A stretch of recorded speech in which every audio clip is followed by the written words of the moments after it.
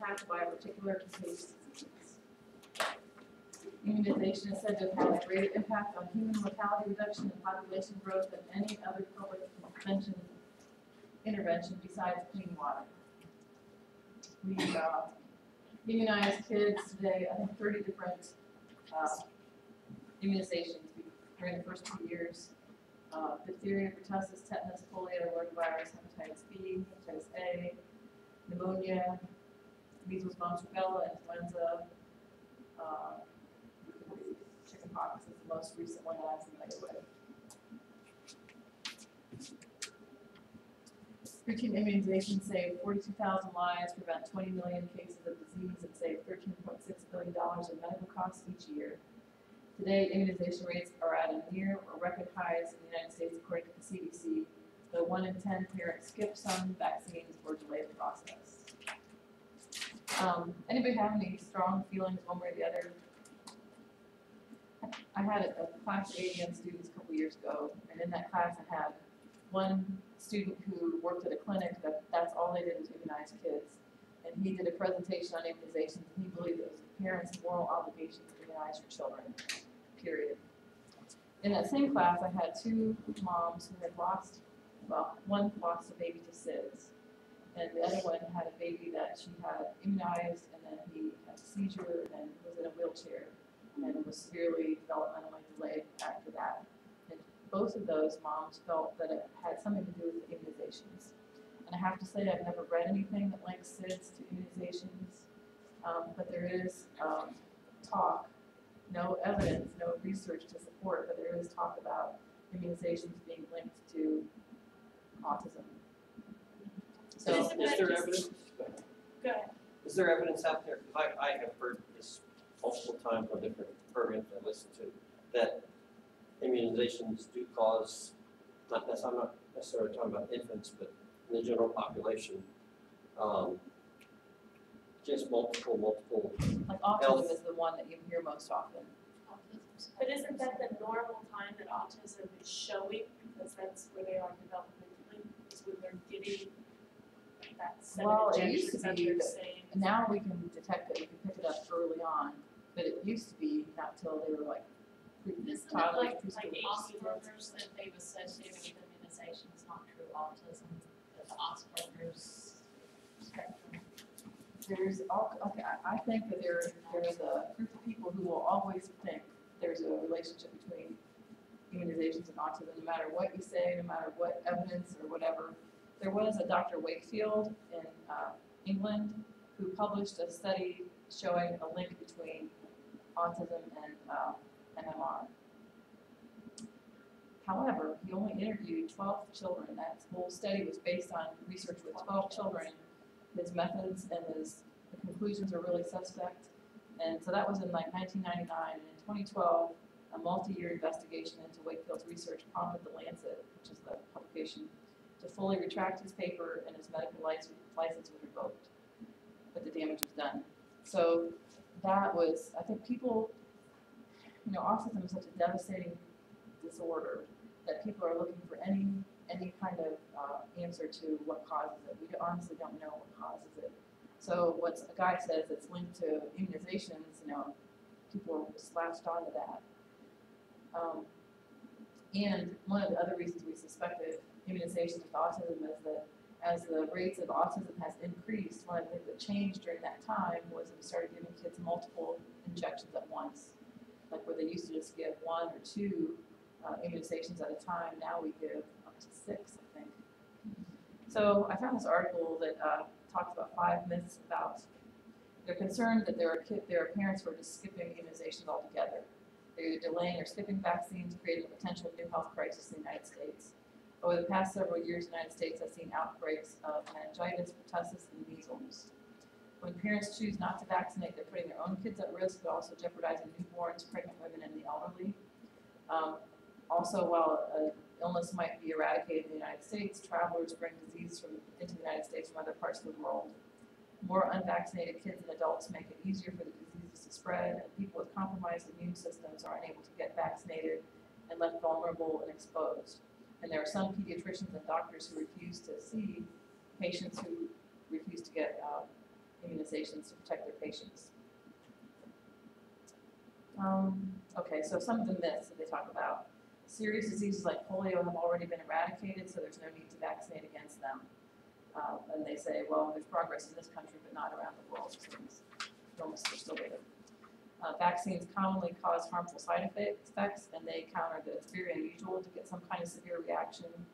I mean, you have to read, when you have your child immunized, you have to read all the potential seizures and horrible things that could happen, but they're rare. They say they're rare that it happens.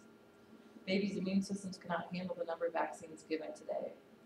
The CDC recommends between birth and age 6 that kids get vaccinated against 13 diseases plus the flu, compared to 5 in the 50s and 7 in the 70s, 9 in the 90s. Seems like we, go one every decade, and 11 in 2000. They say today's vaccines are so targeted and refined that they contain much smaller amounts of antigens compared to what we gave in fewer shots. The myth that delaying vaccines is safer than following the standard immunization schedule to prevent developmental problems. They say there's no research to back that up, nor is there research that natural immunity is better than immunity from vaccines. Anything that you want to? Isn't, as long as my kids are in school, vaccinations are required to enter the public school systems? I think they want you to believe that, but you can waive it. There used to be a waiver that you could say for religious reasons, you decline to have your kids vaccinated. Now you don't have to say, it's religious reasons, you just say you decline the immunizations. But they don't advertise that, they don't tell you that. They'll tell you that you have to have them immunized to go to public school. Well, to be a nurse, you do have to. You don't have any choice. You can choose not to be a nurse or get the immunizations. So when you have to register the kids now in school, they want their immunization. Right, but you can sign a waiver saying that you choose not to.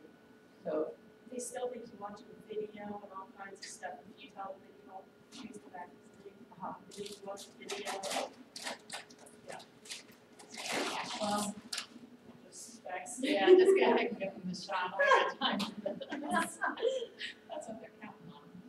when my third son was going through the immunizations, they did like a 3-part series in Big Daily News front page about the dangers of immunizations. And they showed a little boy in a wheelchair, and the mom says she's with this normal, healthy baby too. The doctor immunized, and had the baby immunized, and then due to serious delays and in a wheelchair ever since. So I took the article with me, and I said, help me out here. I want to do the right thing by my son, but this scares the heck out of me when I read this kind of stuff. And he got kind of angry and said, well, they don't tell you about all the lives that have been saved as a result of immunizations, and they don't remind you what it was like when polio was rampant and mothers used to keep their kids in the house because they're afraid they would get polio. And I was noticing in that article is how at one point immunizations were really well regarded, and like with measles and polio especially, people were so thankful to have a vaccine, but the public opinion has kind of turned somewhat. So anyway, I did the same thing. I just had them immunized and prayed that it'd be okay, because you do have to read all those things and then sign it. So then I had 3 boys. They all had chickenpox. Bing, bing, bing. Between Thanksgiving and New Year's, we were not out much because somebody had chickenpox. And then I had a daughter who missed the whole chickenpox thing. And in the meantime, they came out with a vaccine for chickenpox. So I'm thinking, they looked funny and they were uncomfortable, but they survived chickenpox, so why not just let her get chickenpox instead of have her immunized?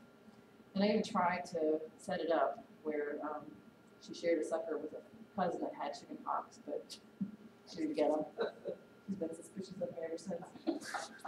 But anyway, because they would ask every time I take her to the pediatrician, do you want to have it immunized for chickenpox? And it was new, and I thought, they don't know how many, do you need a booster for this? Connected that with a juvenile diabetes. A friend of mine, she has 3 daughters. Her oldest one didn't get the vaccine. The 2 younger ones did, and both of them developed diabetes. Really? And they made a connection. The CDC they had them as part of the study, that there's a connection between the varicella virus and vaccine and diabetes.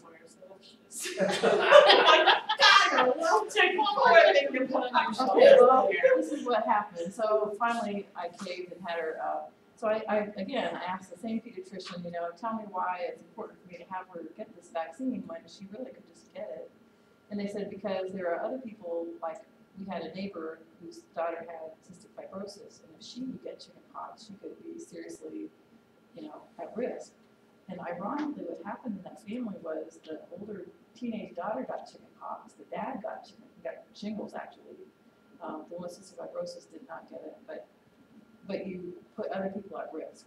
He said, your daughter may be fine. For the disabled, because a friend Yeah. of mine, her son was disabled and he got chickenpox and they went maternal. So when my disabled son got him, they had him in ICU instantly. Yeah. Because their disease processes were so similar. Yeah. So, So she was vaccinated and she's fine. But she may need a booster at some point, I don't know. But anyway, I know it's a controversial topic. There are some people that are still really adamantly opposed to it, and people that feel the other way, that it's really important to have them vaccinated. Okay, so I go from that topic to sudden infant death syndrome, or SIDS. Anybody ever been affected by SIDS or known anybody that had it? It's a tragic thing when it happens. A seemingly healthy infant, at least 2 months of age, suddenly stops breathing and dies unexpectedly during their sleep. It used to be called crib death. There used to be kind of wives' tales surrounding crib death, that cats could suck the breath out of a baby and cause it to die. In 2008, there were 166 sleep-related infant deaths in Ohio, but not all of those were caused by SIDS. But we don't know exactly what causes SIDS. There are risk factors. Laying a baby on their stomach to sleep is one risk factor, which is ironic because when I had babies, they told us to put them on their stomach because if they were on their backs and they spit up and aspirated, they could choke and die. So we put babies on their stomachs to sleep. Second and third hand smoke also is a risk factor. If it's on your hair or coat or furniture, it can also affect babies. That's third hand smoke. Low birth weight, formula feeding rather than breastfeeding. There's a slight difference between formula fed and breastfed babies. SIDS is more common in boys. It's more likely to happen between the 2nd and 4th month of life. It's more likely to happen in winter months. Most likely to happen at home in a crib. And one recent study showed that babies who died of SIDS had a 26% lower serotonin level. So I don't know what the connection is there, but it's been found in several studies. So the ABCs of safe sleep, some of this is a little bit redundant. Babies should sleep alone. Never let a baby sleep with another child, an adult, or pet, or in a crib with bedding, bumper pads, or toy pillows. So I'm thinking maybe the reason it's more likely to happen in the winter is because you're more likely to have that kind of bedding in the blankets and etc. We've seen a tremendous decrease in the rate of SIDS since the Back to Sleep campaign. A baby should sleep on his or her back every sleep, nap time, nighttime, in a one-piece sleep. It should sleep in a crib. Do not allow your child to sleep on any surface other than a crib, such as an adult bed, couch, chair, beanbag, waterbed, etc. And the crib should have a firm mattress that fits the headboard and footboard tightly with no gaps. So there's no way for the baby's head or face to get down there. The point is you want to keep their airways open. That's why you shouldn't have any of those cute bumper pads or pillows or quilts. So to prevent it, remove soft loose bedding, use a firm sleep surface, eliminate secondhand smoke, go on breastfeeding. Also, the American Academy of Pediatrics recommends that babies sleep in the same room with parents during the first year. Not in the same bed, but in the same room so that you can hear their breathing. There's also evidence that if the baby's sucking on a pacifier when it goes to sleep, that it has a lower chance of SIDS. And also there was a study of 300 babies that showed that a ceiling fan kind of circulating the air would also help them. So if you follow those things and babies sleep on their backs, it's important to encourage tummy time when they're awake so they can develop their neck muscles. What's Time on their stomachs, like during the day that they, when they're not sleeping, but they put them on their stomach so they can, as they get older, and can hold their head up. They also develop a flat spot on the back of their head if you always put them on their back.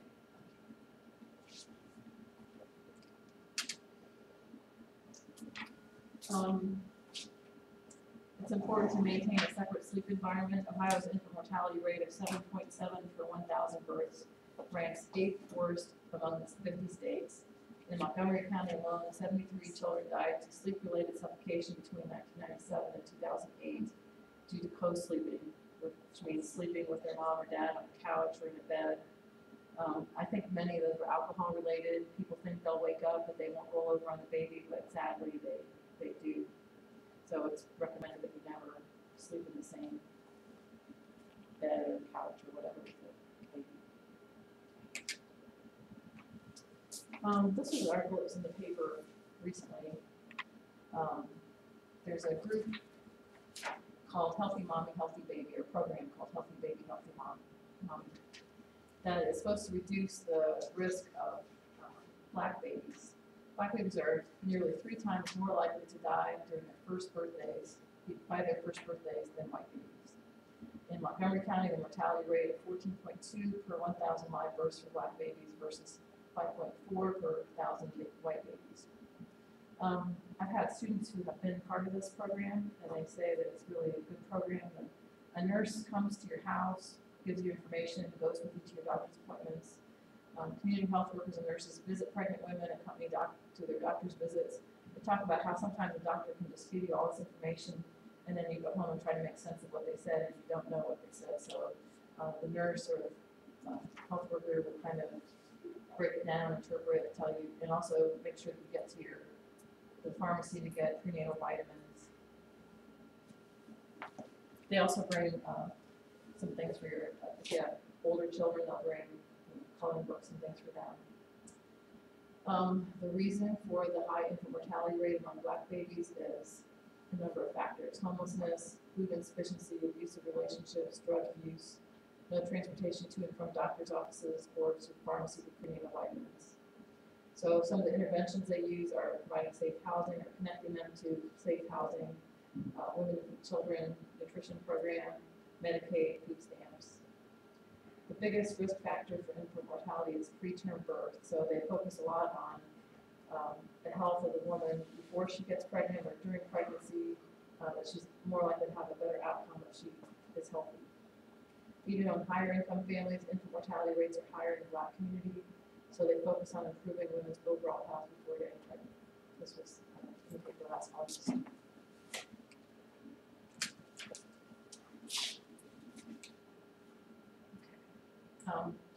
Infant nutrition. What are the pros and cons of breastfeeding? Let's start with the benefits of breastfeeding. Strong bonding. Okay, some people say that you have a good for bonding. It is good for bonding. My question is, can you bond as well with the formula? You know, if you hold the baby close and I think so. Money. right, financially it's much cheaper. I don't know how much formula is, but I know it's expensive, it's like $30 a can. And how long does a can last? It depends on what kind of appetite you're feeding. Okay. Especially Mine if you probably goes through 2 to 3 cans a week. Wow. used to be ready to feed formula, but very expensive. In the bottles. I can imagine. Yeah, it's only ready to feed. Okay, so breastfeeding is cheaper, and it is ready to feed all the time. I mean, no mixing, no. Yeah. So heating is. Right, it's the right temperature. There's something on It's called reduced breast milk for immunization. cholesterol. Yeah. Yeah. Immunity. Well, probably the biggest benefit of breastfeeding is the baby gets all the immunities that the mother has. So everything she's been immunized for, and every illness that she's had, if there are antibodies in her system, the baby gets those as long as it's breastfeeding. Anything else? The mother, you lose weight faster. You know, all the calories are coming out of you into the baby, help you lose weight, and also it gets the uterus in shape faster because breastfeeding causes contraction of the uterus early on. That matters, not so much later. Anything else? The breast milk begins with colostrum, which is a high-calorie nourishment before the milk comes in. It's a clear fluid that comes in before the mother's milk comes in, usually in the first day or two after birth. The advantages of breast milk are that it's easily digestible, has antibodies and antibacterial properties. It's better for the baby's overall health. Studies show that babies that are breastfed have fewer doctor's visits, hospital visits. Some people say increased bonding. It's less expensive, mother loses weight faster, and breastfed babies also have fewer allergies than babies that are formula fed. Okay, what about formula? What are the positive, negatives? Negatives are that it's expensive. They seem to throw it up all the time, spit it up, whatever. Okay. Always trying to find formulas, right? Yeah, sometimes it is hard to find. Some babies are more sensitive than others, and sometimes they require expensive formulas that are soy-based or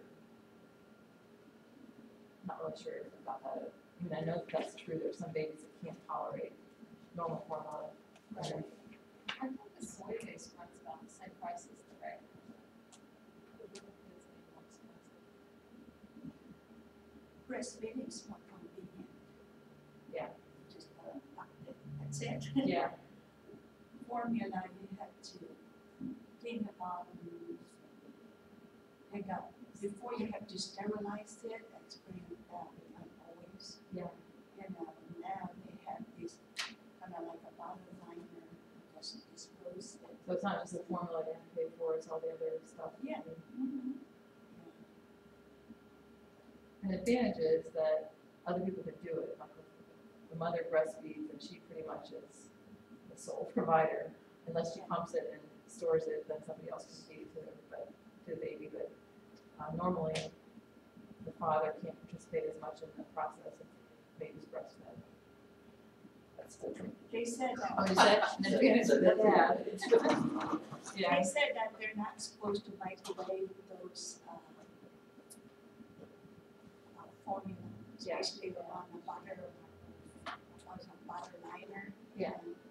But You get hot spots that are hotter than other. well, I did it with my boys. I had to make it ahead of time because I'm in school and work.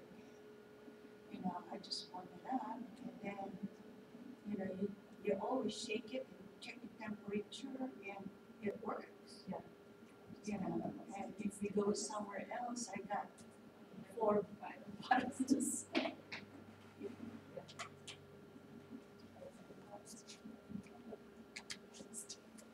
Oh, one thing I forgot to say is about rickets.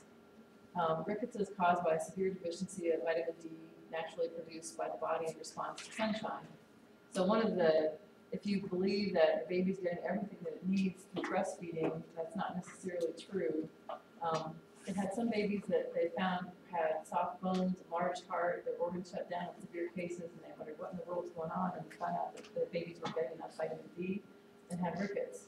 And so sometimes moms will protect their babies, not let them be exposed to sunshine because of skin cancer and other things. So if the baby's not getting enough vitamin D, it can have rickets.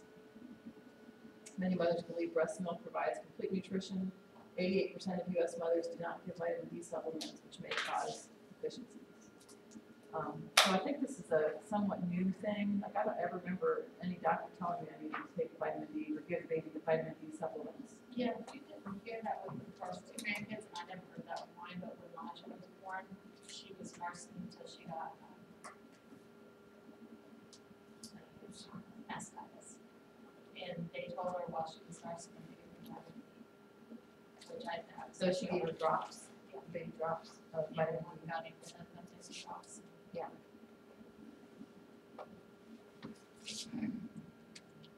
So bottle feeding may be better if the mother is HIV positive or drug addicted because any substance that the mom takes can go into the baby's milk, breast milk. So you do have to kind of watch what you eat when you're breastfeeding because if you eat things that are like onions or broccoli or something that's gas producing, it can cause the baby to have upset stomach and gas.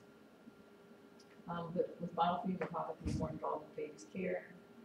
Then the main reason people don't breastfeed is because they go back to work after 6 weeks or longer than that, and the workplace is not always conducive to breastfeeding.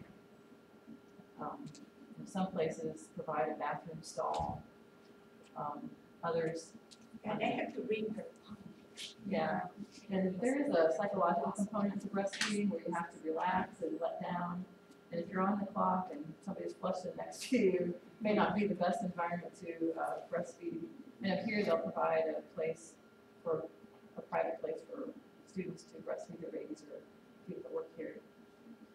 I had a friend that worked at Riverside Hospital in Columbus, and after she had her baby, she would go up to the nursery. They have these like industrial milkers, like a dairy farm. But she could pump like that and then refrigerate it and go back to work in a short period of time. But that's an unusually good setup. They had that, was it something like that? But the room's nasty, I mean, she ever read the mom's side had milk all over it. Where is this? Was it Southview or Grandview? I'm pretty sure it's Southview. That doesn't sound good either.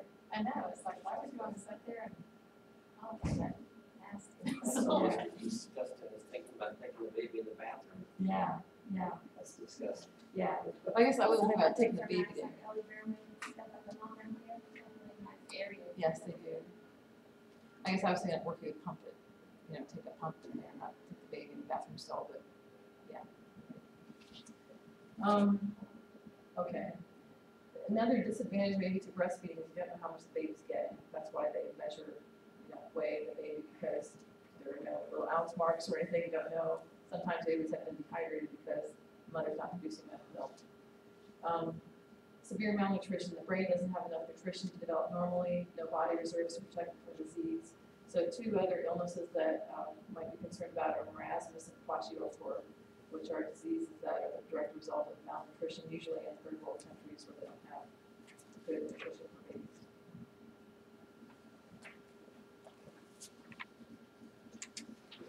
Also, I just want to say, breastfeeding is not an automatic thing. There's like a learning curve for both the mother and the baby. Sometimes it can be painful. Probably the most common problems are babies not latching on properly, which causes pain for the mom.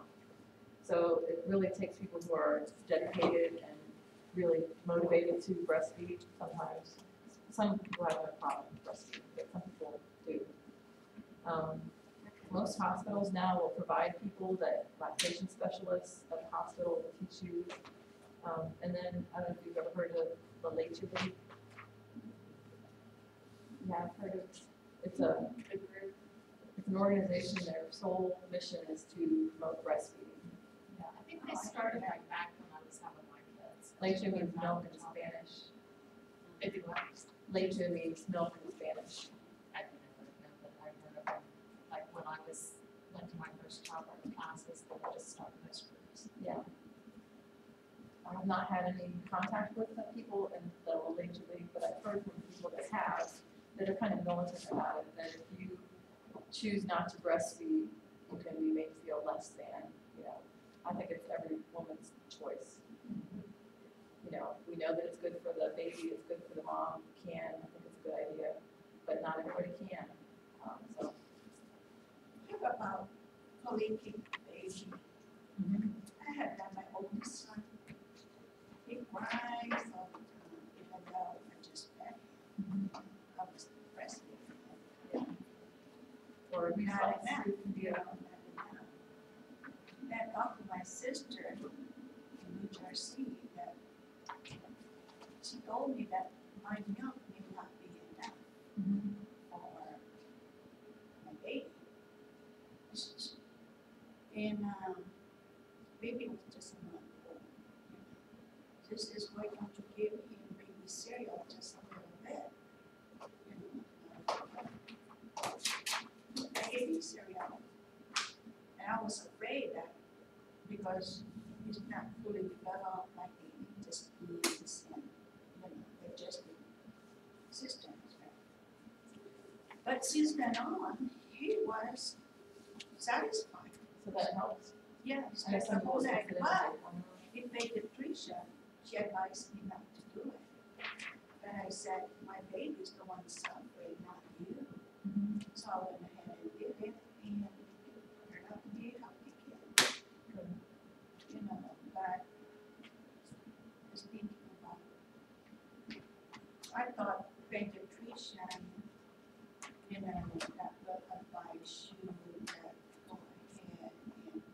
give a little salty, to satisfy babies. And slept the whole night after that. I'm gonna show you a little bit more of that video, and then I'll start with the next chapter next time.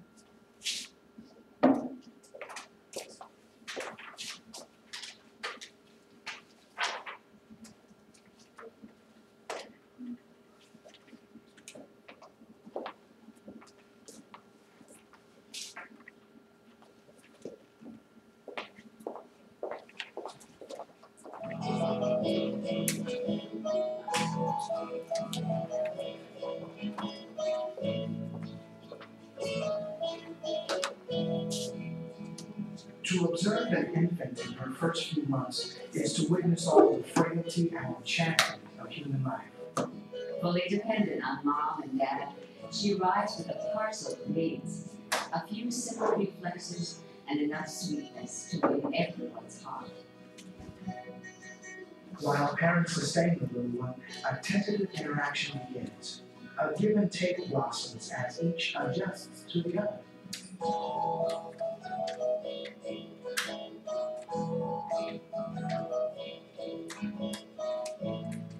In a few short weeks of early infancy, baby manages to coordinate her reflexes and make her first delicate forays into the world.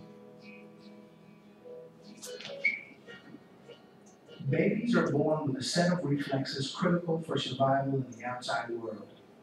Some of these reflexes are so obvious you might not think to look for them, such as the breathing reflex or the eye blink reflex. Rooting is one of the most critical reflexes. By touching 4-week-old Lily's cheek, she'll turn her head and open her mouth in preparation for nursing. Once the baby is in contact with the breast, a bottle, or even a finger, the sucking reflex takes over. Involuntary at first, the neonate will gradually gain control over sucking during the first year. Placing liquid in the mouth will induce the swallowing reflex. In the first few weeks of life, it takes all the baby's concentration just to control these various uncoordinated reflexes. At this age, feeding Julia can take over an hour. After about 6 weeks, though, Julia will be a pro. There are other reflexes babies are born with that we don't completely understand. In the first 2 months, babies exhibit the stepping reflex. This is probably a precursor to walking. Watch Lily's toes fan out the curls. This is the Babinski reflex, which occurs when the bottom of a baby's foot is stroked.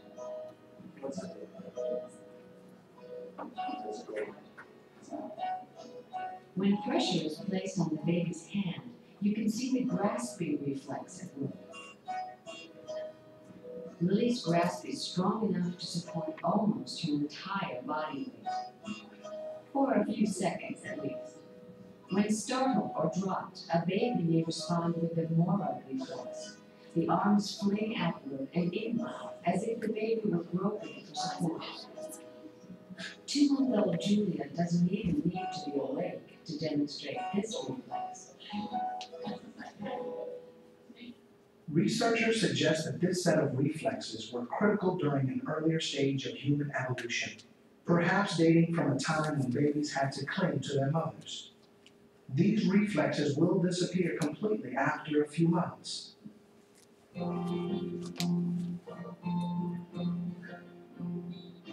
Of the 5 senses, a newborn's vision is the least developed. At 1 month, Lily can probably just make out her father's face, enough at least to imitate his facial expression. Her sense of taste is clearly much more developed. She seems to enjoy sugar mixed in with a little water. She even seems content with a mixture of salt and water. But when we give her water mixed with a little lemon, well, do we make the same face?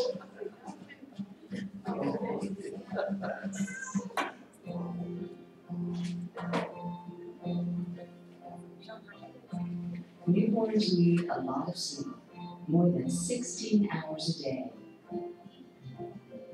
Even after 4 months, most infants are still out for more than half a day.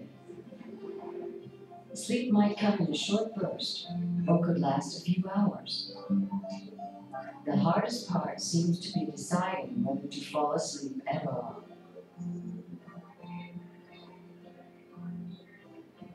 We're starting to get a routine now a little bit, like nap times at a certain time. At night, we're still a little off. We had a few weeks where she had her days and nights mixed up. She'd wake up at 2 a.m., wide awake, thinking it was time to play. That's a little tough. As most North American babies grow, they begin sleeping for long stretches at night and having 2 short naps during the day. Long consolidated stretches of sleep are well suited to our highly regulated 9 to 5 culture, but this pattern is far from universal. Researchers Charles Super and Sarah Harkness have compared the sleeping patterns of North American children with children in Holland and Kenya.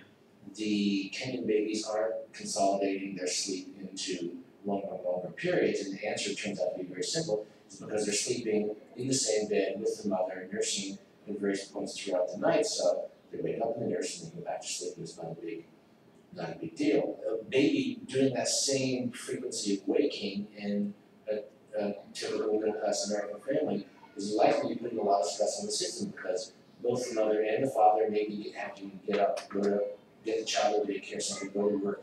That's much more problematic in that situation, where it's exactly the same behavior in a very different setting with different ideas on what's appropriate. It's not an issue. Even among Western cultures, there is tremendous variation. Even into the school years, Dutch society places tremendous emphasis on getting enough sleep. The Supers learned this firsthand while the family lived in Holland. Our son was in 2nd grade, going to local elementary school, and like many elementary schools, come springtime, they organized an evening of entertainment. Because we're on a schedule, the children were going to bed about an hour later than they would have normally. Consequently, school was postponed next morning by an hour. They all were allowed to come to school an hour. And it wasn't until the last minute that we knew that. There wasn't a notice handed out in school saying, school will open out there. Everybody knew it. Dutch parents provide a calm, sleeping, and waking environment. American parents also tend to expect their children's sleep habits to be highly regulated, even though their daytime schedules are usually much more erratic. Sarah Harkness believes this in part may explain the typical American parent's complaint that their new babies aren't sleeping properly. Maybe in American society, we're trying to do two different things that really conflict with each other. During the daytime, we're trying to provide a very stimulating environment. We all hear from experts how important it is to provide a stimulating environment for children. And then all of a sudden at night, we want children to be very self-regulated, to get themselves off to sleep, and to sleep on a very regular schedule. Maybe you really can't have it both ways. If you do want children to sleep regularly and reliably and soundly at night, you really need to organize, in a sense, a mirror image of that night experience during the daytime. Daytime experience also should be not overstimulating, should be regular, should be predictable. Even when they are awake, newborns don't do much. Their interactions are restricted to a small set of reflexes like sucking and gazing. As the connections between the infant's brainstem and the cerebral cortex mature, and as muscular strength increases, baby's repertoire of voluntary movements will expand. Soon they'll be responding to the smiles and gestures of their moms and dads. It's only been 7 weeks, but I expect her to be more like she was when she first came home, just real teeny tiny and not doing anything. But now she really looks at you and smiles and laughs, and she really is a little person. You better be on the lookout for baby's first smile. The endogenous smile goes by quickly. Julia smiles like this in response to physiological changes that occur during REM sleep. Smiles in response to outside stimulation appear around 1 month. These smiles might make us feel wonderful, but they probably don't have much to do with us. These exogenous smiles are indiscriminate. Sure, Ella is happy to see Grandma, but any new object might elicit the same response. Real social smiles appear about 2 months later, when the baby's vision has improved enough that they can make out facial expressions. Finally, the little one seems to be really smiling back.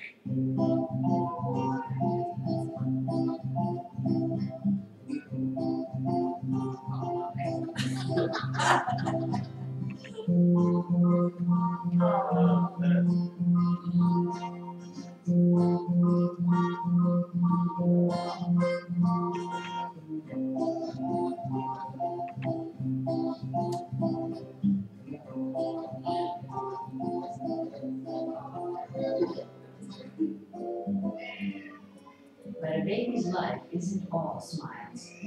Babies cry for all sorts of different reasons, and each cry sounds a little different. The pain cry is high-pitched and fast, while the hunger cry is slower and low-pitched. Parents soon learn to recognize what all this hubbub means. It's very natural, and you learn there are different cries mean a different thing, and a lot of it's trial and error.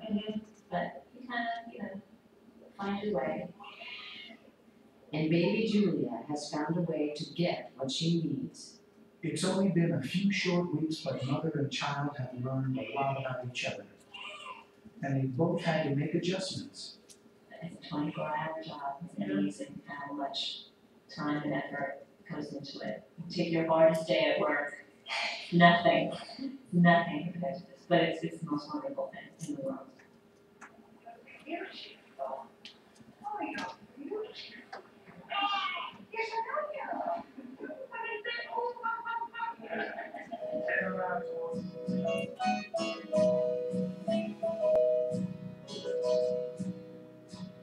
Parents will always remember these first moments.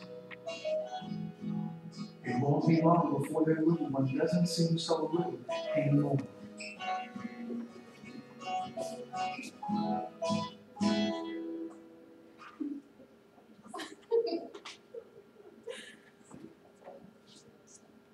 Okay, we'll stop there for today, and next week we'll go through Thank you. chapter 6.